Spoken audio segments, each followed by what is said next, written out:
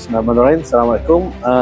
Alhamdulillah hari ini kita berjaya agihkan 50 kotak kepada penerima di sekitar kapal-kapal Kuala Terengganu. Terima kasih kepada Menteri Malaysia atas inisiatif ini meringankan beban pada penduduk yang terlibat lah. Kalau boleh kita harap program ini berterusan demi kepentingan penduduk kapal-kapal Kuala Terengganu. Dan terima kasih Menteri Malaysia, anda terbaik. Terima kasih.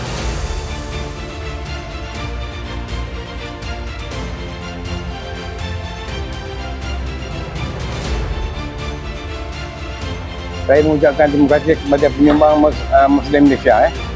Terima kasih Muslim Malaysia.